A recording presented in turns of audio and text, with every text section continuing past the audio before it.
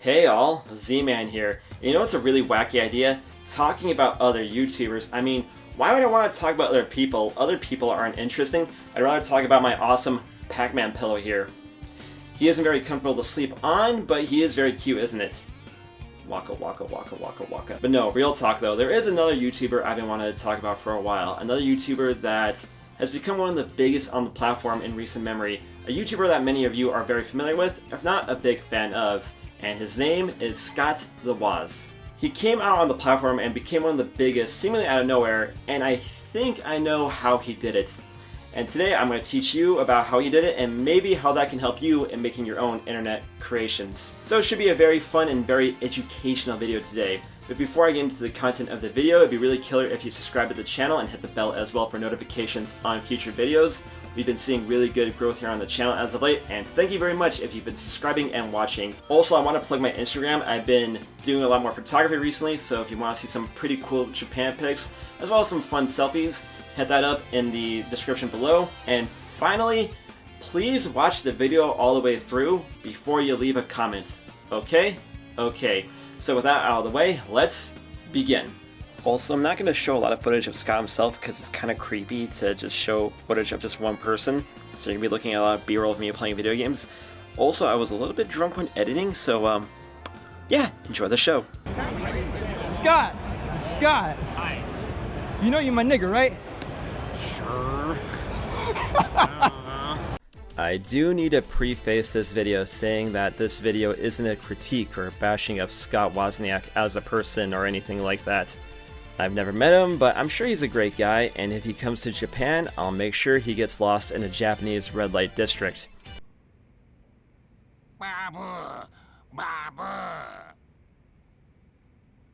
This video also isn't about Scott's history or biography. That information can be found elsewhere. I just want to talk about his content and how, from where I'm sitting at, he became one of the defining YouTubers of the late 2010s. So let's talk about Scott Wozniak's rise to the top. Scott the Woz exploded in popularity seemingly out of nowhere. From my perspective, he got big in 2017 with a string of viral videos focusing on Nintendo and hit the ground running. At the time of making this video, he has over 1 million subs, and just about all of his videos get over 1 million hits. His Twitter is verified and is sitting at over 350,000 followers. Really impressive for someone who isn't terribly active on social media and is only putting out weekly videos for the most part. Hell, I didn't even know he had an Instagram or a Facebook until I made this video. In a lot of my online circles, he frequently gets memed about and talked about very positively.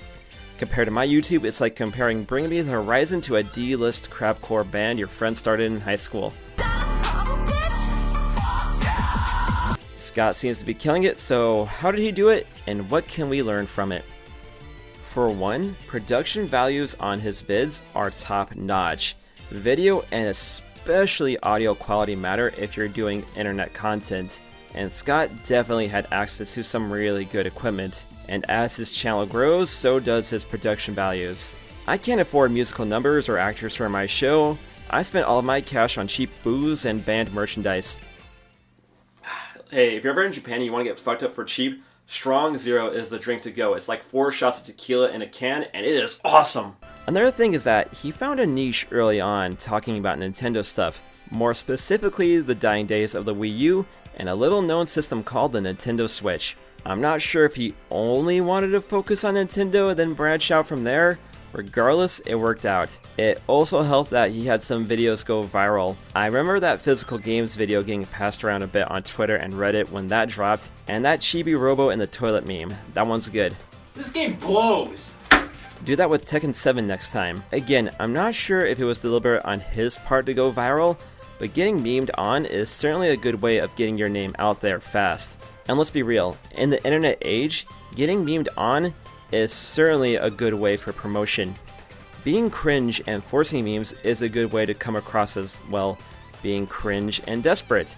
Ain't that right, Randy Pitchford? Having people make memes for you naturally is the way to go. It also helps that he talks about topics that normally people don't think about. Show of hands, who honestly thinks about packaging or special edition controllers or re-releases or why don't boys like RPGs? I certainly don't, but thanks to Scott's unique personality and sense of humor, he puts these topics in a new light. It's the perfect combination of educational and entertaining that makes for great internet content, and it never feels dated. If only there was a word that combined educational and entertaining together. Scott actually reminds me a lot of AVGN in that most of his content never really feels dated. I feel like AVGN's early content is still as entertaining as ever, and I feel that's the same way about Scott's content, even if Scott's sense of humor doesn't hit for me. Remember, humor is subjective. What's funny to you might not be funny to others. I find The Office to be pure cringe, but others seem to like it well enough. I find people brushing their teeth at Merzbow shows funny, so get on that, internet content creators.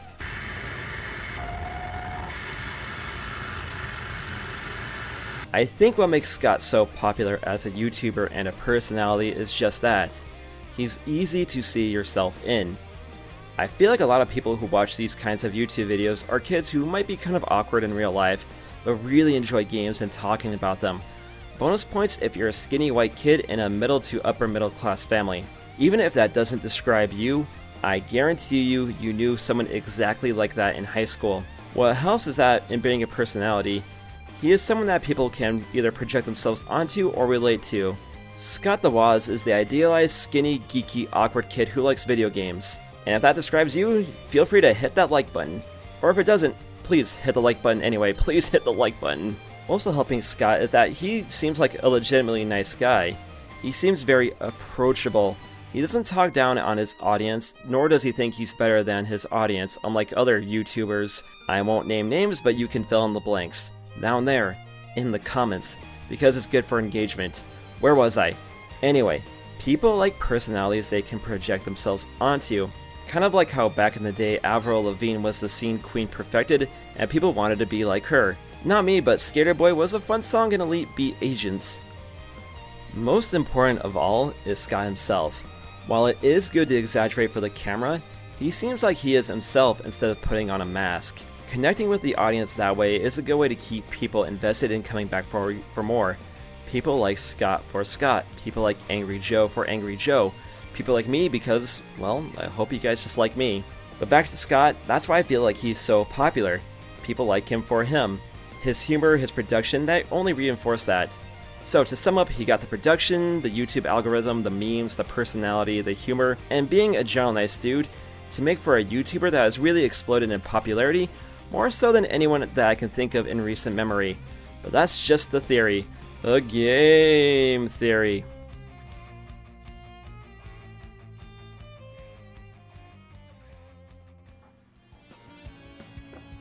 Strong Zero is also really awesome if you mix it with Dr. Pepper. So there's my video about Scott the Woz. So if there's some takeaways here, here are 3 points that I would walk away from this video with. For one, production values matter. Work within your budget and try to get some really good video and especially audio equipment. 2, talk about topics that you are interested in, be it video games, music, movies, anime, whatever. Talk about stuff that you want to talk about.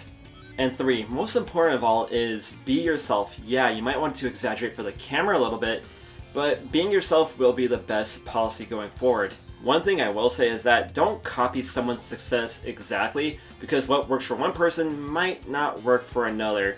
So keep that in mind, but hey, maybe what works for you might work for another person. So keep that in mind, and good luck if you're creating content of any sort. Also, Scott, if you're watching this video, if you're ever going to make merch, I recommend reaching out to someone like, say, a Bathing Ape or Supreme to do a merch run with, just because I like the idea of a bunch of these hype beast kids wearing $150 Supreme shirts that just say Scott in it in that Supreme text. So Scott, if you watch this video, take the idea. That is a free idea for you, my man. But anyway, guys, thank you for watching. Let me know down there in the comments, who are your favorite YouTubers, or what's your favorite clothing brand? That should be interesting too. So let me know down there in the comments. I would love to read that.